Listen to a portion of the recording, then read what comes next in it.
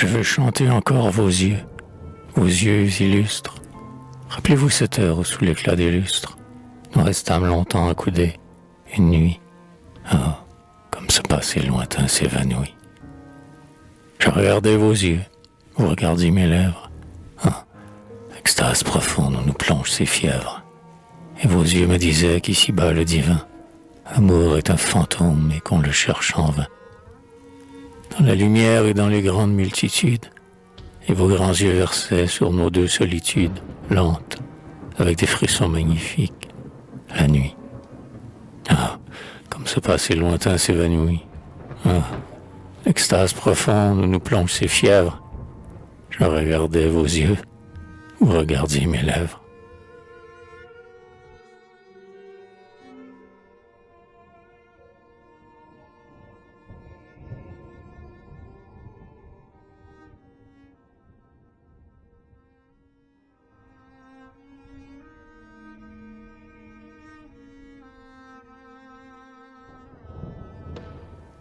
Et puis encore ce soir, vous vous êtes mise sur le tapis à rire et chanter en chemise, la tête renversée en arrière, pendant que je considérais le lit d'un œil ardent.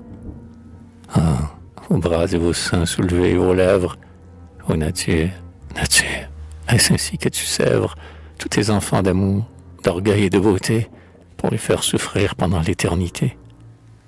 Ô nature, marâtre effrayante et sublime, le lit était si haut qu'il semblait une cime, vous, comme une sirène antique de la mer, soulevant vos deux seins avec un bruit amer, vous emplissiez le soir d'un rêve intraduisible. Je croyais alors à l'amour invincible.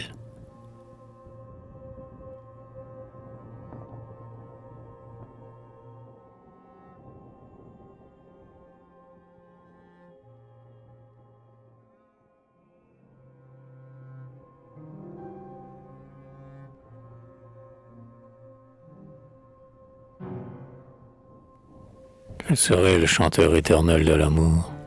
Je le célébrerai comme on chante le jour, le ciel, la nuit, le bruit du vent, les bois, les vagues, en des chants tellement doux et tellement vagues, et tellement émus et tellement troublés, que les plus affligés en seront consolés, que les femmes les plus tristes et les plus vieilles y verront circuler des visions pareilles à celles qu'autrefois elles chantaient, alors que leurs premiers amants n'étaient pas encore morts, et que tous les vivants, que tous les morts eux-mêmes, croiront, en entendant l'orgueilleux suprême épanouissement de ce rythme vainqueur, entendre le dernier sanglot de leur vieux cœur.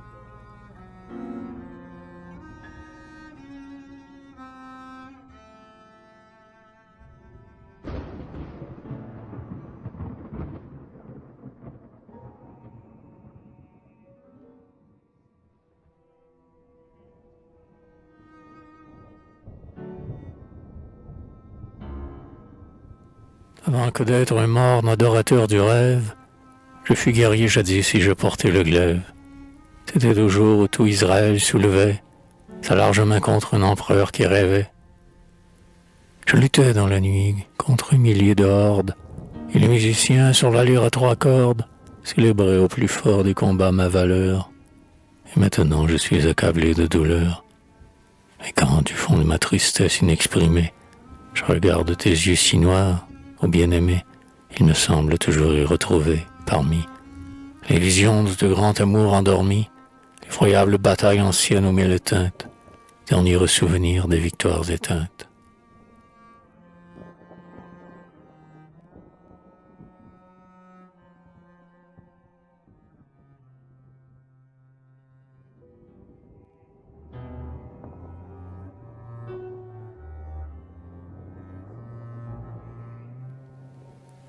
Veux-tu, quand nous serons las d'aimer par un soir magnifique, nous nous en irons nous asseoir près de la mer sur les rochers blancs qui s'étirent lentement vers l'amas des flots que combattirent en vain les furieux siècles rudes et forts, qui sont encore là quand les siècles sont morts.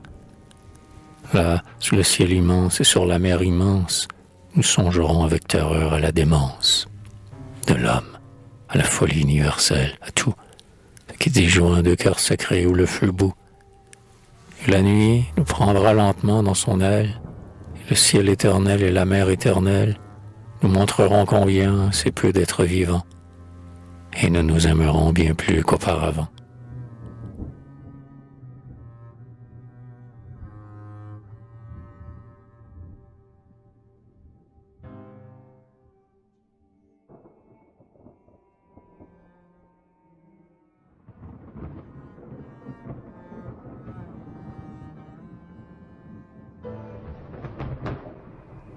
Quand vos cheveux seront redevenus poussière, quand la mort, l'indomptable et terrible coursière, vous aura remporté au pays des élus, quand vous ne verrez plus, quand vous n'entendrez plus, quand la tombe sur vous aura muré sa porte, je vous le dis encore, vous ne serez pas morte. Vous vivrez dans mes vers éclatants qui seront la confirmation juste de votre front. Oh, vous, mon plus beau rêve, ma plus belle femme, dans ces chants qui seront les plus purs de mon âme, et dans le souvenir lyrique des derniers, adorateurs du rêve ardent que vous niez, qui longtemps après célébreront vos charmes, quand mes yeux en seront encore remplis de larmes.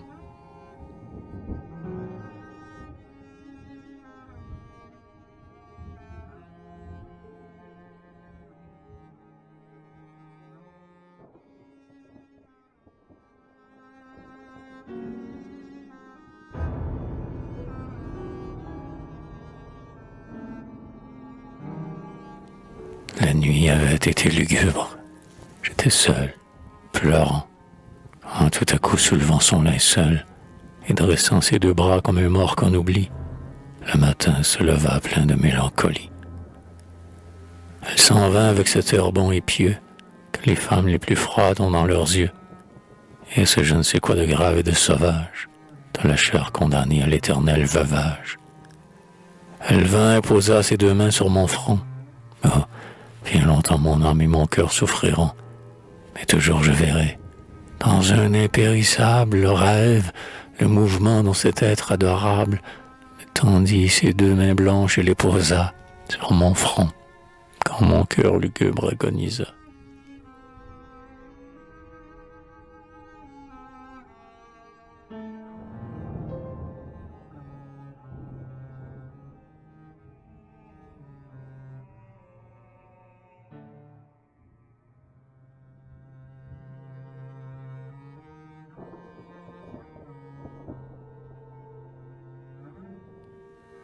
Je donnerai ma vie entière pour pouvoir une dernière fois dormir, grand ange noir, dans ta couche, sur ta chère tête.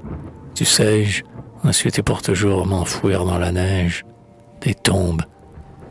Il faudra que je te dise encore, je t'aime, et que ce cri, comme le chant d'un corps, douloureux ou la voix funèbre d'une cloche, mugisse dans ton cœur comme dans une roche, et que toute la nuit, quand nous serons couchés, l'un près de l'autre, froid, triste et rapprochés, il emplisse ton cœur lentement, ô maîtresse, comme l'appel dernier d'une armée en détresse, et qu'il t'éveille, et qu'il te fasse jusqu'au jour pleurer d'orgueil, et puis encore pleurer d'amour.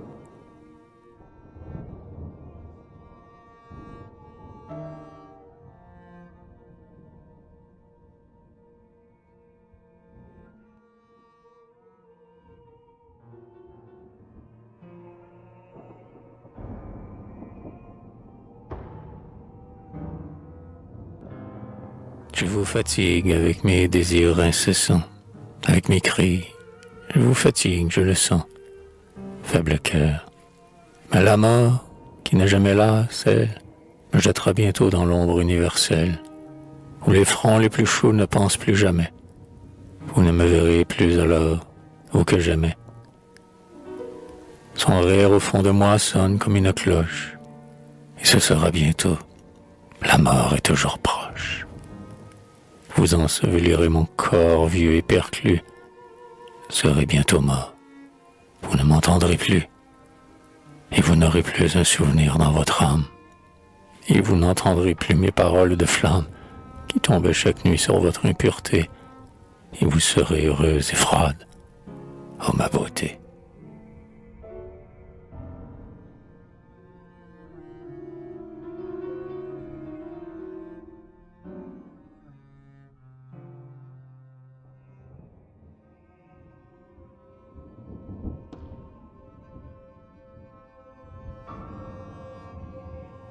Oh, quand j'aurai vécu de longues heures, loin de toi qui m'as déjà relégué dans mon coin, et quand, morne vieillard usé par un long jeûne, je me rappellerai les temps où j'étais jeune, songeant à toi dont la tristesse m'a vaincu.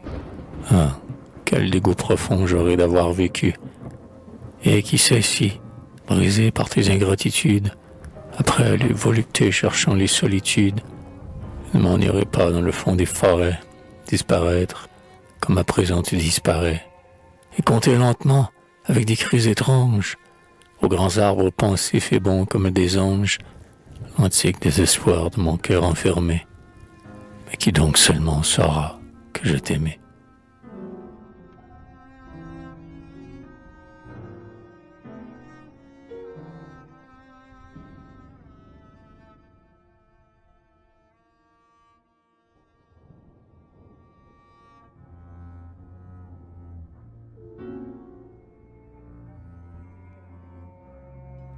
Las de la jalousie horrible qui m'obsède, et honteux de ne pas savoir si je possède son âme comme j'ai son corps délicieux, je veux parfois les vivre sous d'autres cieux.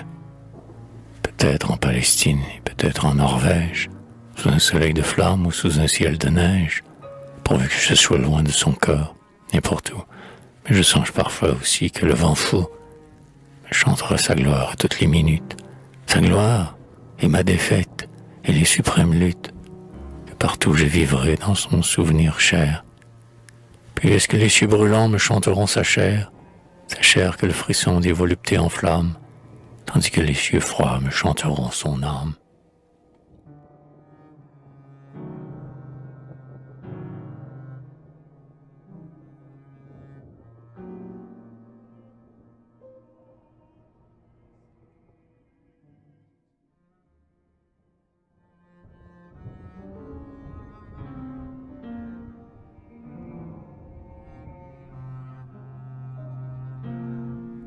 Depuis que j'ai perdu ses lèvres, si cruelles, pourtant, je ne vis plus.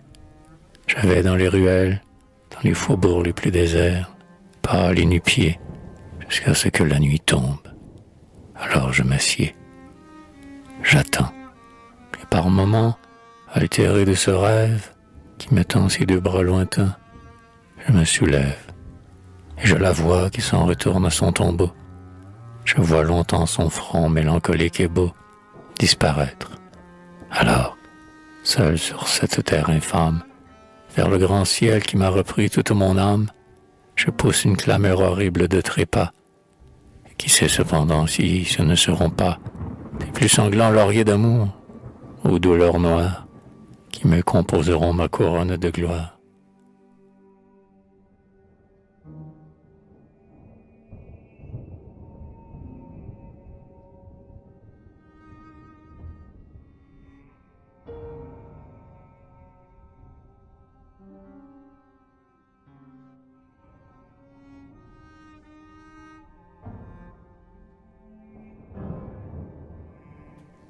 C'est par un soir d'hiver, morne, qu'elle mourut, et tout mon deuil, déjà si dur pourtant, s'accrut.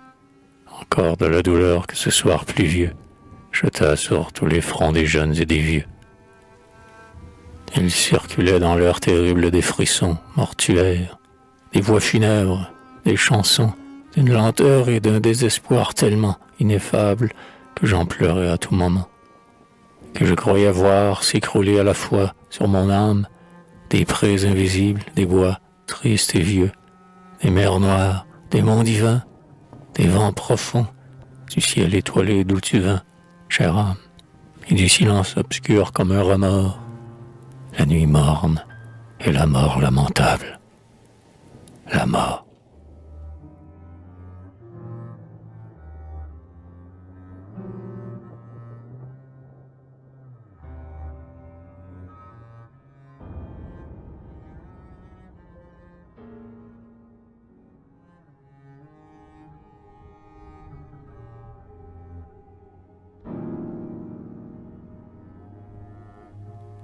Toutes mes visions s'évanouissent, toutes, jusqu'au jour en hurlant j'ai marché par les routes.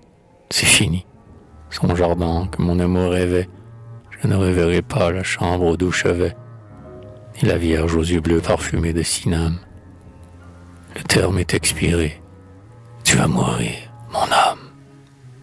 Oh mon cœur, cœur terrible et doux, cœur flamboyant, qui t'était gardé pur et chaste, prévoyant qu'il te faudrait verser tout ton rêve sur elle, cœur qu'emplissait la grande amour surnaturelle.